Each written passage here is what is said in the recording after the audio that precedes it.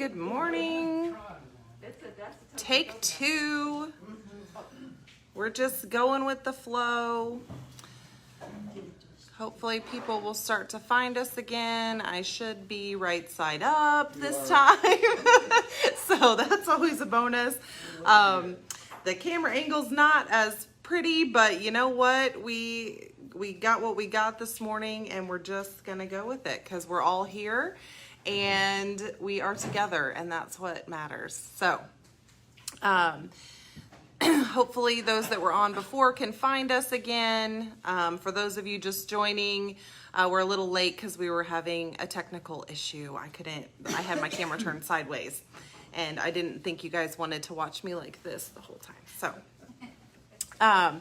we are, like I said before, we're here live at Unity of Springfield. It's a beautiful Sunday morning, and I'm just so happy to be here. Let us go ahead and start this morning with a moment of prayer and affirmation. We gather today knowing that our absolute self is ever present. We are whole, perfect, and complete. Spirit is guiding our steps, and all is unfolding for good. Infinite love and divine wisdom is ours to claim, and so it is. Amen. All right. So a few weeks ago, I did the class on the book Discovering Wholeness in the Shadows, Dark Matters by Laurie Boyd, and it looks like this. So this is it's a small book that packs a big punch. And as I was going through for the last class, there was a chapter on the spiral of spiritual growth. And I didn't feel like I had time to really do it justice in that going over the meat of what is in this book, but it kept mulling around in my head, and I kept thinking about that and how important it is for us to understand kind of what that spiral looks like and how it works, and to be aware of it in our own lives and our individual journeys.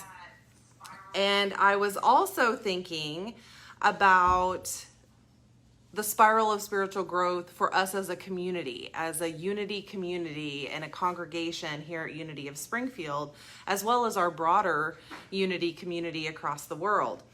And so this chapter just felt like a separate discussion for me for that reason. And you know, for me, there's value in coming back to those foundational pieces or some of the concepts that don't seem, I don't know, maybe they don't seem earth-shattering in the moment, but they're just like, you need to have that in your foundational thinking. And so even when I think I've heard it 100 times and I could probably recite it in my sleep, when I revisit those things, I'm always surprised by a new idea or a new piece of awareness that comes out of that, you know, on the 101st time that you hear it. And I also know that we have some new attendees, and we have some new visitors joining us online. And so I really was thinking about that too, and coming back to something that just feels so essential in our understanding. And so if you're hearing it for the first time, great.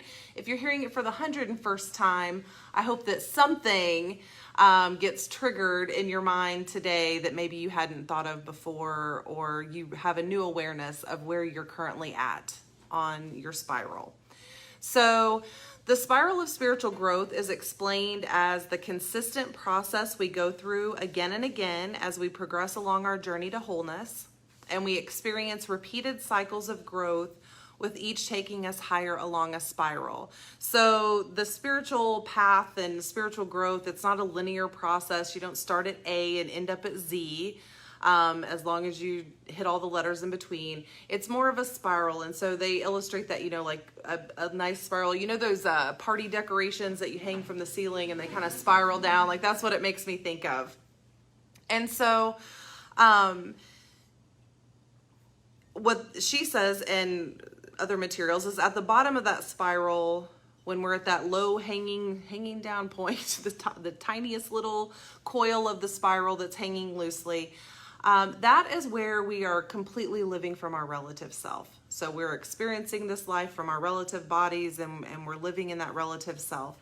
And as we start to spiral up and higher, we're experiencing a greater realization of our absolute self. And that's kind of what's guiding the whole spiral. That's what's holding the spiral up as it, twirls down, is our absolute self. And she also reminds us that it's important to remember that we're not creating or growing our absolute self as we work up that spiral.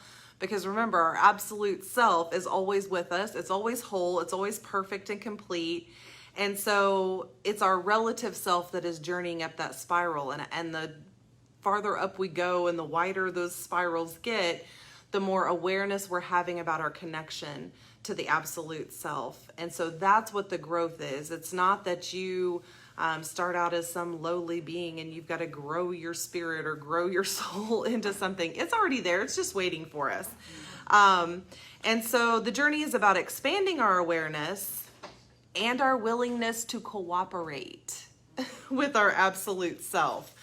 And so that idea of cooperating with our absolute self, that was a bit of a moment for me, because it conjured this image of a loving parent watching a child try a task for the first or the 50th time, and just smiling and encouraging them and knowing that there's going to be a moment of success and it's going to be so sweet, and they're going to be able to do that task like they've been doing it forever, just walking or opening a door, any of those things that we do as little ones, that it seems so challenging in that moment. And man, you watch them get up and stumble and fall or try and try again and get frustrated. And so it just, like I said, it conjured this moment of our absolute self sitting there and saying, oh, little one, before you know it, that will be so easy for you. And just loving us through that and knowing that we're on the right path.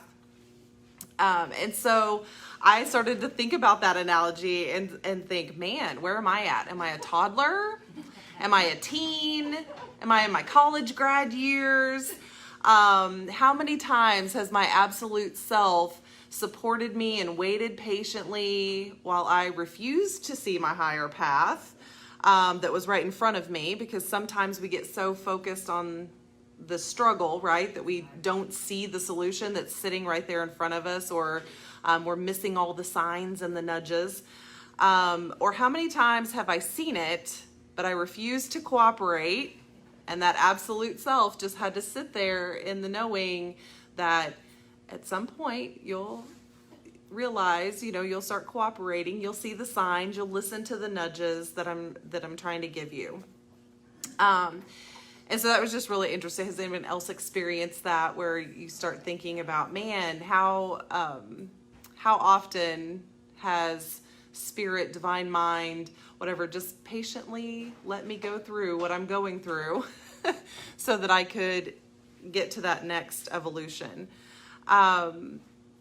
So in Dark Matters, Laurie Boyd states that each iteration of the spiral consists of a trigger and 4 stages. So we start at our old level, and that's right where we are. It's the current level of spiritual growth and development. And she reminds us here to approach ourselves without judgment. It just is what is. It's neither right nor wrong. We have learned what we've learned, and our awareness is where it is. And we should celebrate being here just as much as we celebrate our desire to increase our awareness and grow. And so in this current level of stability, or in this current level, we often have a sense of stability. And we've developed tools to deal with our current life conditions. Some of these tools may or may not be beneficial or effective in leading us up the spiral, but they're working for us now. And so we have this kind of idea of comfort and stability, and we feel good where we are right in this moment. And we've developed these tools and developed this relative stability. But it's really just an illusion that life is manageable. It's just, we feel comfortable in that. And one of the examples she gave is with the, tools being beneficial or effective, they may or may not be, was, she said to a practicing Buddhist, meditation is a very beneficial tool for maybe growing up that spiral. But for someone who's using alcohol to feel comfortable in their current situation, it might be effective at making them feel comfortable and numbing them to things that they don't want to see or helping them cope with whatever's going on, but it's not really an effective tool at getting us higher up the spiral. So those were the kinds of things that she was talking about as far as beneficial and effective tools. Yeah, LB? I think it can be. I think alcohol can give you the confidence sometimes to move up, and it might be that you shed it later, but I think it can be a beneficial tool. It so depends on how you look at it and how you sure use it. And how you use yeah it. So LB is Europeans look at alcohol totally different than we do, and I think if it relaxes you, that it can put you to the next place. Sure. So that was what LB was saying, is that maybe alcohol could be an effective tool at relaxing and or giving confidence, or like there could be some level of that. And I think, yeah, it depends on the individual, right? And how they're using that. Yeah. Because what you saying that just made me think of Native Americans using, things like peyote to reach a higher, spiritual awareness. And if that's working for them and it benefits them and moves them up the spiral, then great. I think she's just trying to point out that sometimes we're doing things that are helping us manage whatever it is that we don't want to be paying attention to right now, or that they are keeping us in this place that we are. Yes, it's familiar. It feels, I'm good here. I'm comfortable. I don't have to, I'm not stepping out of comfort zones. I know what my day is going to look like. And I just move through with these tools. But yes, it's absolutely, I think you're right. It's dependent on the person and how they're using it. And are they using it or overusing? So there's a lot of different. Same with chocolate, coffee. Oh, sure. Everything you can think of. Yes. And so she says, so that's what we're doing, is we're feeling comfortable. We think things feel manageable, and then something happens. So there's an impetus for change. Something happens. We might feel restless. We might feel like we're being nudged or called towards something new. Or, as Sue likes to say, we might be hit upside the head by a cosmic 2x4. Like, all of those things could be impetus for change. And Charles Fillmore once wrote that restlessness is an unsatisfied longing for God. And so when you're just feeling that restless feeling, like nothing's really wrong, but that comfort zone is starting to feel like maybe it's not where you belong anymore. And there's some kind of restlessness pulling you to be looking around for something different. And so she reminds us too that triggers can be negative experiences, such as the ending of a relationship, or they could be positive, like having a new child or starting a new job. Those things are impetus for change also. Or it could just be that we've reached such a mastery of our current level of development that we've freed up some energy for that restlessness to take over and start to grow. And our higher self is calling us to look at things through a different lens. And so when we feel those triggers, whether they're positive or negative, it can bring uncertainty. It can sometimes bring discomfort. We start to notice that our old ways aren't quite working anymore, or they aren't giving us it's not doing what it used to do for us. And she says the interesting thing with human behavior is that in our relative self and our humanness is that when something feels wrong, we tend to have this instinctual drive to try to do more of what we've always done, to try to fix it instead of moving on to something different. So there's a period in that impetus for change, that trigger stage, where we're trying desperately to cling on to those old behaviors and old thoughts and old ways that we thought were getting us by, even though we're feeling the calling to move to something different. And so it can just feel uncomfortable, or the ground starts to feel rocky that we're on. But then we can move to the next stage of release. And so at some point, she says, like, something inside us shifts. We're standing on that uneven ground, and we finally decide, you know what? Now this doesn't feel great. I need to step forward and do something different. So we surrender to that nudge. We wake up. We become willing to step into the unknown or try something a little bit different. And that's where we realize that there's something that we've believed or something that we've practiced that is no longer serving us, and we're finally willing to let it go. Has anyone ever had that moment where you're desperately clinging to an old belief or an old pattern or old habit, and it's just not working, but you just keep trying, and then you have that moment of, what am I doing? Why? This is obviously not working. What is it? The definition of insanity is trying the same thing over and over again, expecting a different result. That's, How many times has all of us? Yes. So Susan is saying, how many times have we done that? It's not have we done it, but how many times have we gotten stuck in that moment?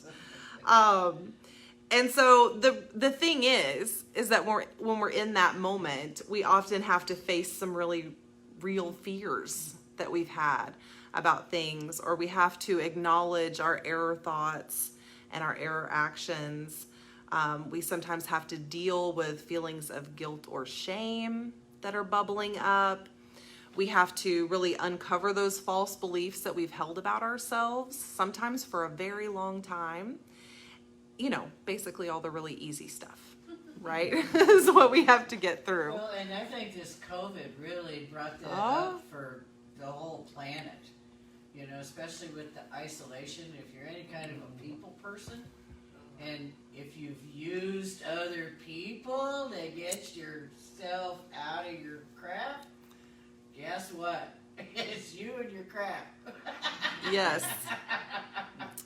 Yes. So I'm not sure if someone can let me know if you're hearing audience comments or not on the Facebook Live. So I won't repeat them if you guys can hear them plainly. So Susan's saying is COVID has really thrown a wrench in that for a lot of people, she feels like, with the isolation and not having personal interactions, that if you were using other people and social things to not have to face those fears and explore those error thinking and all of that, then you were in a real pickle in the last year and a half. Even just shift yourself. Yes. Like a cup of coffee in the morning, except calling a friend and going and doing. Mm-hmm. Yeah. Absolutely. Absolutely. So she points out in here that in his letter to the Romans, Paul wrote, "Do not be conformed to this world, but be transformed by the renewing of your mind." And she sees that this releasing stage is that conformity to our old level of consciousness, and that we have to clear space for something new to emerge. And so do not be conformed to this world. Do not be conformed to this old level of consciousness that's no longer serving you, but be transformed by the renewing of your mind. Step out, be willing to look at something different. And so she also says that we first have to experience the inner release, and then the outer change will follow. And that kind of makes sense, but I sat with that for a moment, really thinking about there does have to be a shift, an inner shift, before your actions can line up with that, right? And so sometimes we're not even fully aware that we've shifted inside. We catch up to it. We catch up to the shift when our actions are different, and all of a sudden we go, oh, wait, I'm doing this differently than I've done it before, and it seems to be working, or it seems to be going well, and you almost have to backtrack. Sometimes we're really aware of that inner shift, like it's a very conscious, we're sitting with something and we're deciding to shift, and we're changing our inner, and then we see the outer. But I do think there's sometimes we do that without fully realizing the hugeness of the inner shift that we've had. that allows us to even take those steps and do those different actions. And so she uses the story of Jesus and the man at the pool of Bethesda as an illustration of release. And so this is the story. Sue has used it to illustrate many things, and most of us have probably heard it. The story where the man is laying on a mat by a pool of water, and there's actually many people all around with various ailments laying by this pool because they have a belief that from time to time, a heavenly messenger is going to descend and agitate the water. And whenever this happens, that the first person in the water will be cured of whatever disease or ailment he or she has. And so there are people that have been laying by this pool for a very long time, waiting for their opportunity to be cured of whatever ailment they have. And in this story, the man is suffering from a crippling belief system. He believes he's broken, and he believes that he needs something outside of himself to fix that brokenness. And when Jesus comes along and sees this man laying there, he asks him if he wants to get well. And the man replies, well, he does want to get well, but he doesn't have anyone there to help him. And so every time the water gets agitated, no one's there to help him carry him into the water, and someone always beats him to the water. And so he's just been laying there waiting and waiting for his opportunity when he might be able to get to the water first. And Jesus says, pick up your mat and walk. if you truly want to be free of this, pick up your mat and walk. And so in this story, at that moment is when the inner release has to happen for that man. He had to release an old belief system in order to try something different, because he had never just stood up and decided to walk. And it actually says in the story that he had been laying there, he's been laying there for 38 years. 38 years he's been laying by this pool. That seems like a long time, Yeah. but how many things have you been doing Exactly, for 38 years? exactly. But it's that idea that we can be doing something that's not working for us for that long. So this man's been laying there for 38 years thinking that something outside of him is the only answer to fixing this. And so in that moment, he had to have an inner release, and he had to realize, wait a minute, this belief system is no longer serving me. Maybe there is a different way. There's a different path. And so Jesus posing that question and saying, well, do you want to get well? Are you ready? If the answer to both of those things is yes, then pick up your mat and walk.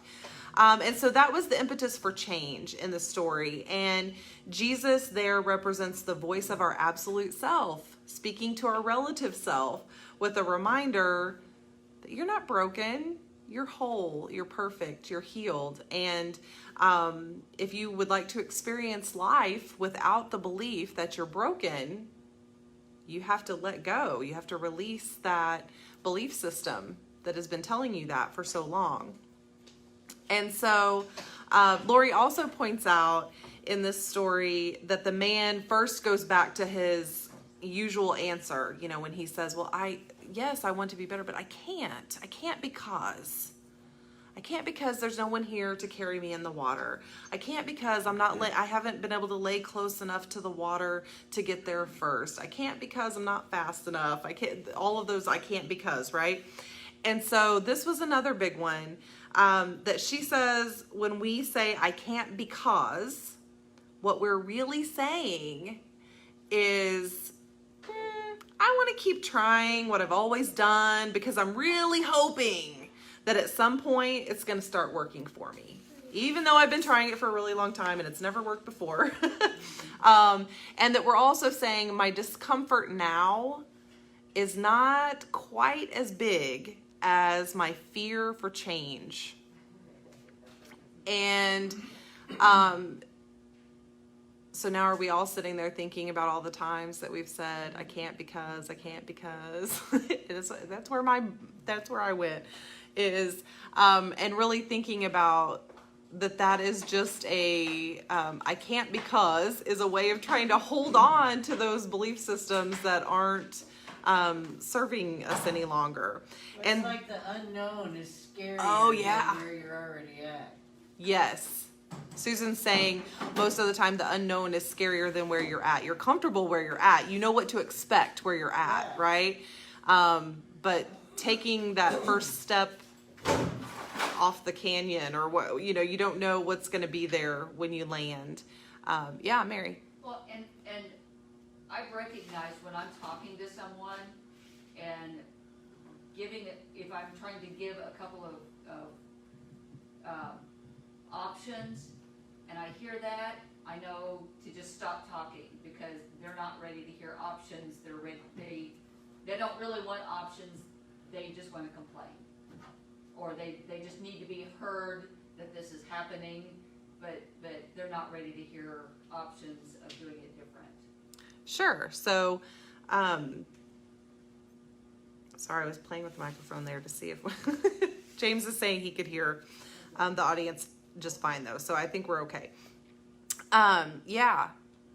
It's because we're all experiencing those different levels of awareness, and like you said, it is such a personal and individual journey that if someone is really stuck in that, you can plant a seed, but it's not yours to fix, and they're probably not even asking you to fix it.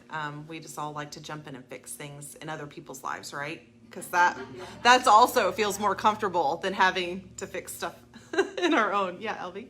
And sometimes what it takes is that person is not accepting where they are. Mm-hmm. And sometimes if we can accept where they are, sometimes if we listen to them and they feel heard, that can pop that and it can release it. So just sending out to them love and acceptance can sometimes shatter that thing that's stopping them.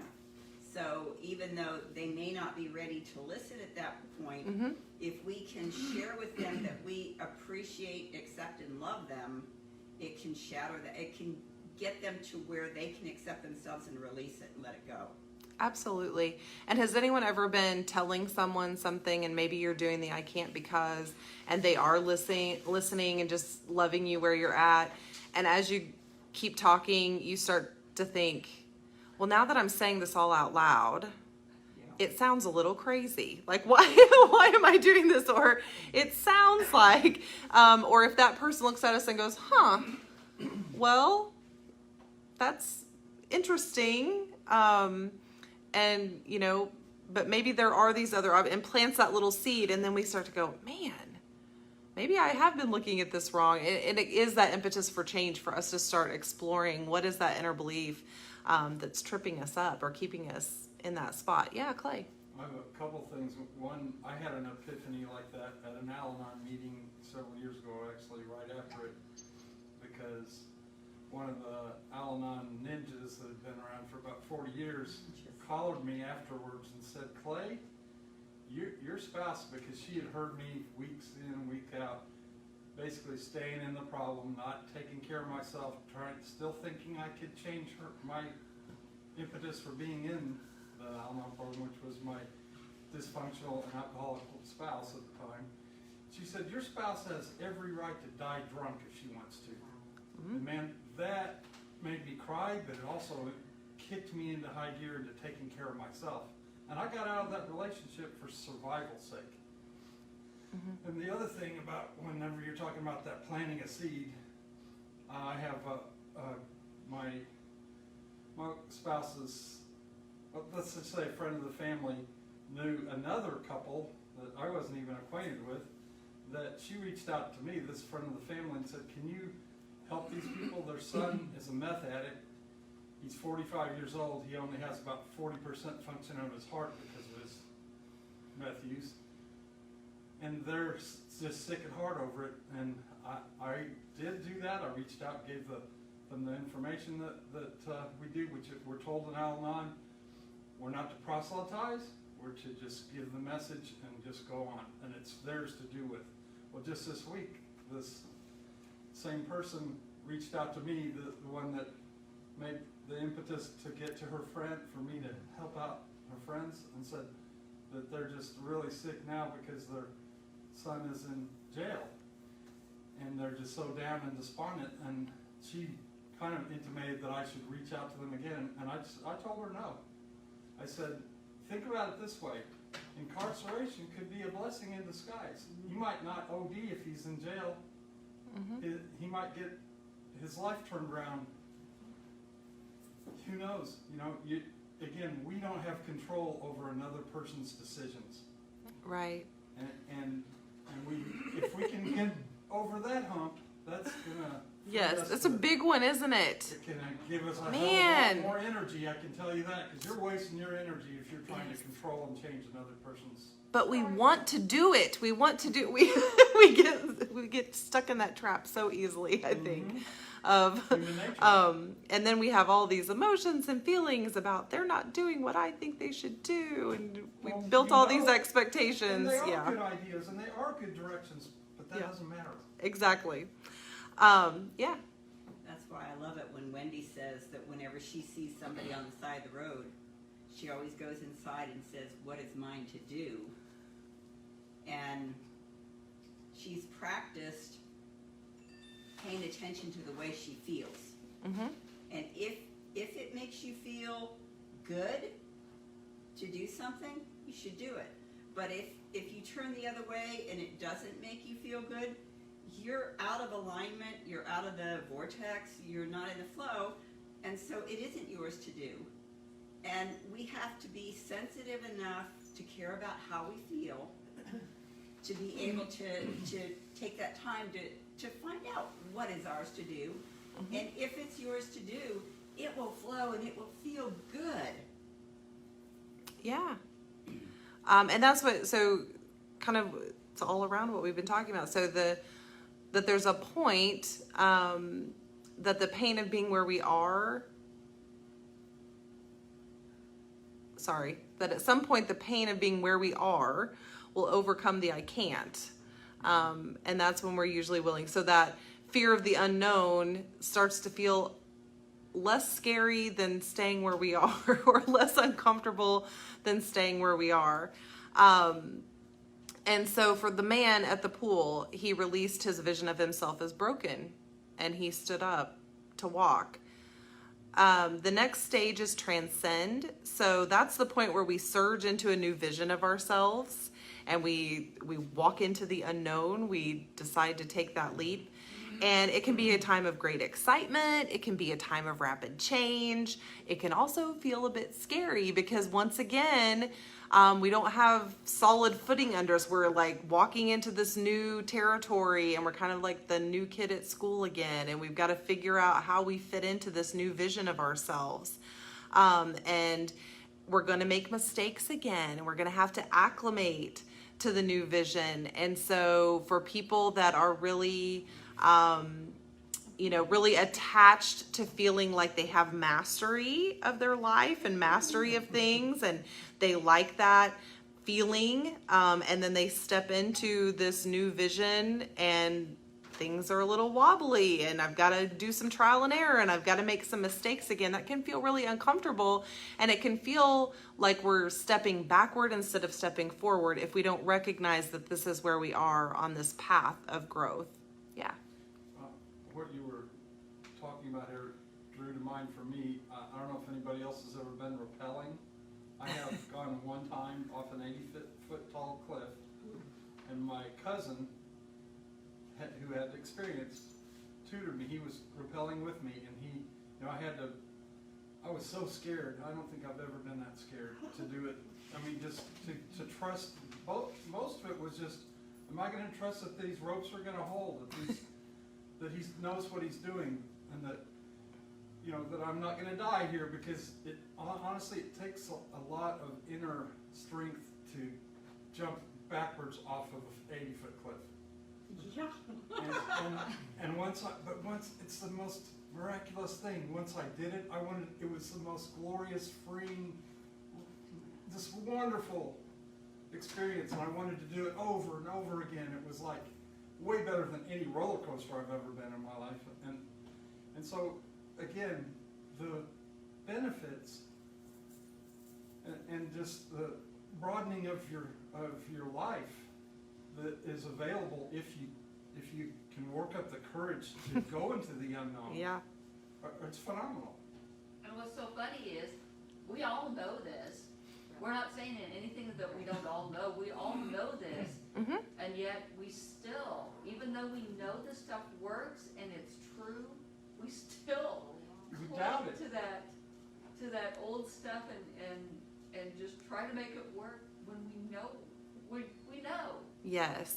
And I think when I was thinking of the spiral, I was thinking that too, Mary, and that, it's because whatever level we get to, we get comfortable in that level. And so then we have to like do it all over again. And so sometimes I think certain probably aspects of our life, it gets easier to take that next leap and the next leap because we start to gain confidence in knowing that it's all going to be okay. And then maybe there's other areas of our life where it's hard every time to do that. And then when we get to the other side, we go, man, why? I know this. I know it's going to be fine. But then we get comfortable there and we go through it again. And so that's just our humanness. That's our relative self. Got it again. Yes. I love that, Susan. I'm going to put that on a t-shirt. I finally got it again. All right. And so in releasing a belief that no longer serves us, we're creating space in our consciousness. And she said the exciting thing is then we get to fill that space with something else. And so in creating that new story, that's where we often, have big bouts of creativity and we really, a lot of that can feel really good. She also says that at this stage, and I thought this was interesting, that sometimes we can feel like we're encountering a series of tests. And I have had this exact same thought, that you take that step and you're stepping into the new, and then does it ever seem like just all of these opportunities to test out whether or not you've really stepped into the new vision of yourself materialize? And she says it's not really tests. It's not like, again, we know there's not some outside force that is like, oh, really? You think you're at that level of awareness? Well, here, let me throw this in your path and see what you do with that. That's not what's happening. But it's that we are experiencing a little bit of frustration or pain as we're lifting ourselves to that new level. That's our trial and error, being a little wobbly. And so in our humanness and our relative experience, it's easy to be like, man, I'm just being tested. There's so much being thrown at me. But it's really just you figuring out your own stuff and how to get to the next level. Yeah. It's you being at a different vibrational level and attracting a different vibrational agenda in your life. And so you're attracting that because you have raised your vibration. And so it's the trust and confidence of being able to live at that vibration. Right. And sometimes I think Christy Love said it when she was here last week talking where you say, okay, here I am and I'm ready. And boy, the opportunities, like sometimes that's a scary thing to say because are you really ready for what's coming? But we can start learning new skills and having a new level of awareness, and we start developing new tools. And so we start figuring that out. Those things that felt like a test, suddenly it's just an opportunity to prove to yourself that, well, yes, I really have changed my way of thinking. I really have released that old belief pattern that wasn't serving me. And so she says, once again, we're learning to walk in this new vision of ourselves. And so that, again, it was that conjuring of the absolute self going, okay, like you said, oh, you got it again. And we're going to do this again and again. But it's still, sitting there being for us and calling us to that high level. And yes, this is where she said it can be a time of great creativity and energy. We're really excited about our new tools. It's fun to start developing those new things or to practice using them. And really that we're consciously opening ourselves to the flow again. Like if we can fully sit into that and recognize that, like, I'm growing in this moment. we can gain a greater connection to that abundance of love, creativity, compassion, insight, and wisdom, because we're moving closer to our absolute self. So it can feel really exciting, and some of those illusions of our relative self are just falling away. Every turn of the spiral, we release a little bit more of that illusion of our relative self and move forward. And so the last stage is include. And so our journey often ends with us coming back to where we started, but in this journey of spiritual growth, we come back to the beginning, yet we are different because of the experience and the growth that we've had. And so that's why it's a spiral, not a circle. That's why it's a spiral, not a line, because we keep circling around, but we're a little bit different each time. So that's why we're just kind of going up and up. And that's where we look back, we might realize that in our excitement, we've released something that was of value. So that's the old saying, we threw the baby out with the bathwater. Like sometimes we're so excited to move forward that we're just like, I'm releasing everything. And then we have this moment where we go, oh, well, there was like a piece of that maybe I didn't want to release. It was still working, or it can fit into this new vision of myself. Or I get my security from that piece. Right. Like there's just sometimes we need to reframe something unhealthy from our past into a healthy expression of our new level of consciousness. And this, because this book was all about finding ourselves in the shadows, she said, like, that's the place where we can embrace something we deemed as dark in our last level of consciousness and merge it with our light and see, like, okay, well, I didn't have to get rid of the whole thing, or I don't have to release it because I have these thoughts that it's bad, or like I can maybe shift it to something that is okay for me in my next level. Yeah. Well, just to go back again, this is reminding me so much of recovery and 12-step recovery in particular, because one of the things that's so fearful for a lot of people to go through the 4th and 5th step is that they think if they release those things that they're just going to be empty, but then they realize that they're filling them with better new things. And by the same token, all the negative character defects, many times they're positive things that were just on steroids. And you just learn how to calibrate that, and you realize that you're not going to give yourself away and just be an empty shell once you get rid of puke up all of that bad stuff. Right. Because there's value in all, and that's what we talked about last time. There's value in having a little bit of fear.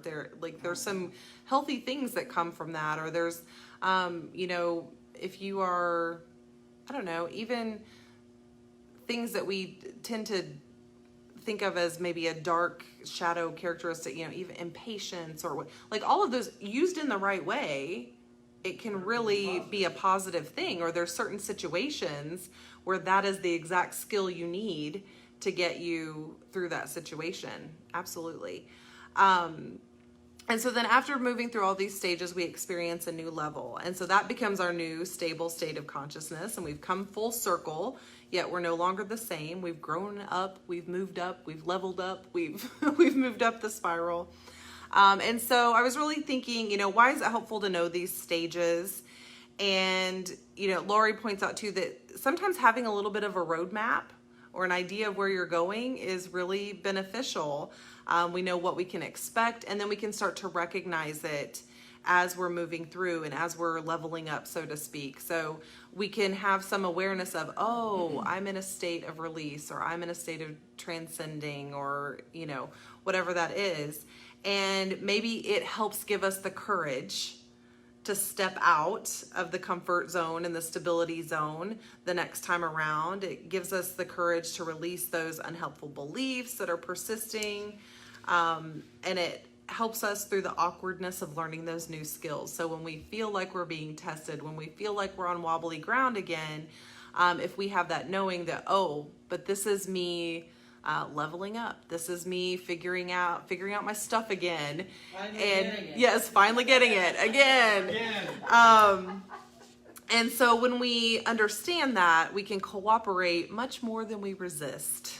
And so that's a big thing. She also points out that we can be experiencing multiple spirals at the same time. So she actually suggests an activity. I know. She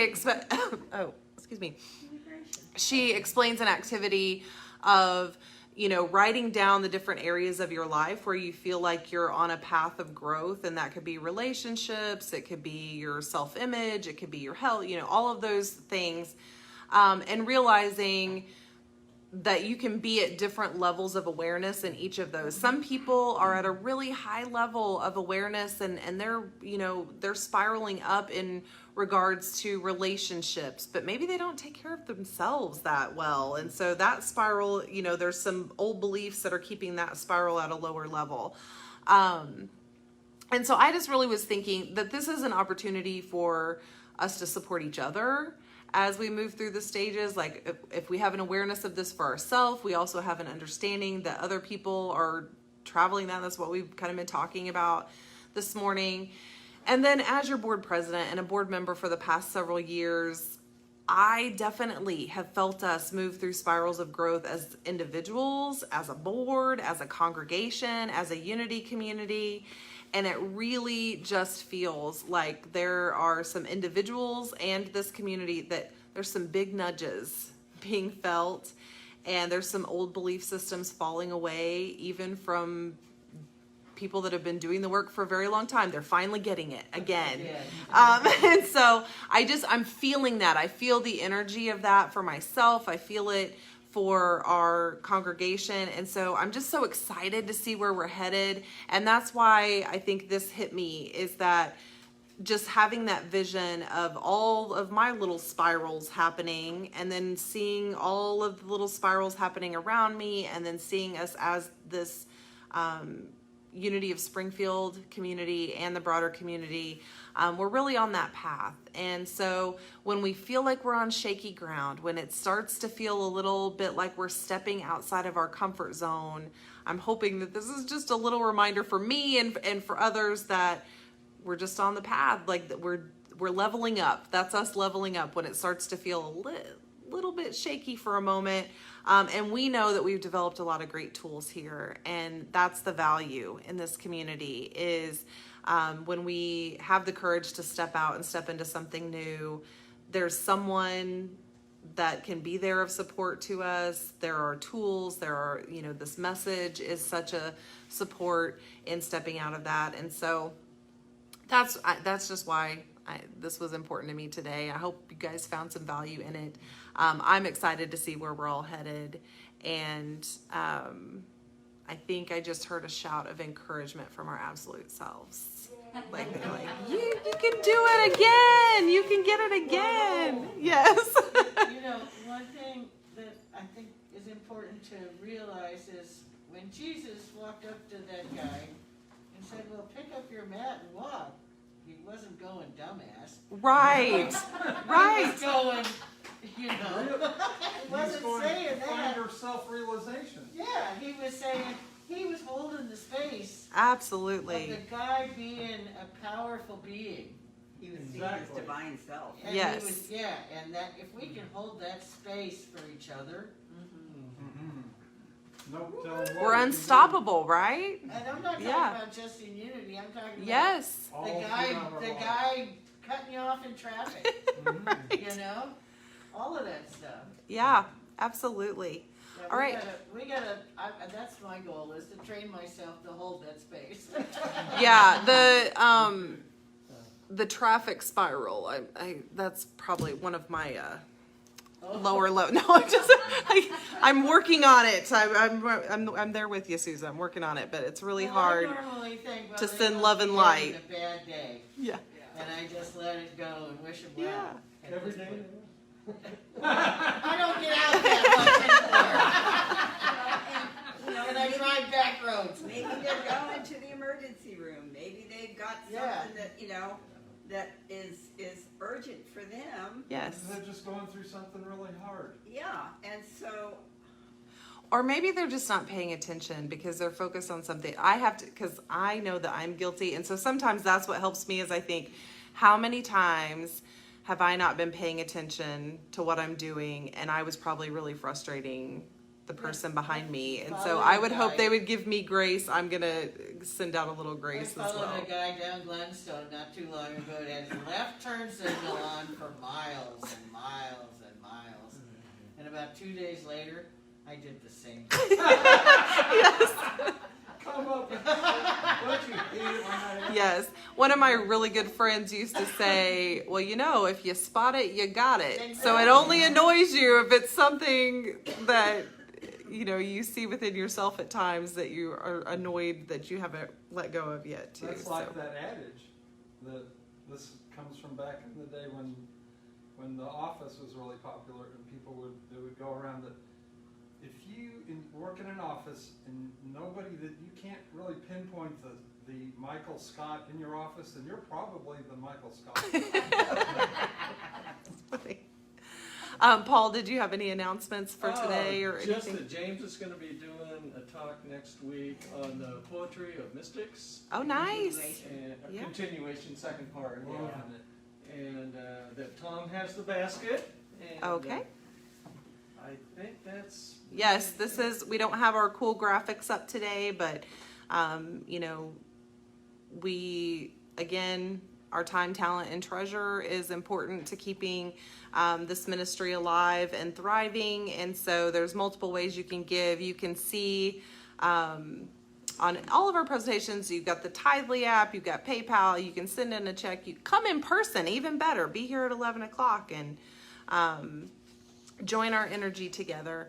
And so with that, we will close today. Thank you for everyone that came on. Oh, Brenda, it is this book here, and it is called Discovering Wholeness in the Shadows, Dark Matters, and it is by Laurie Boyd.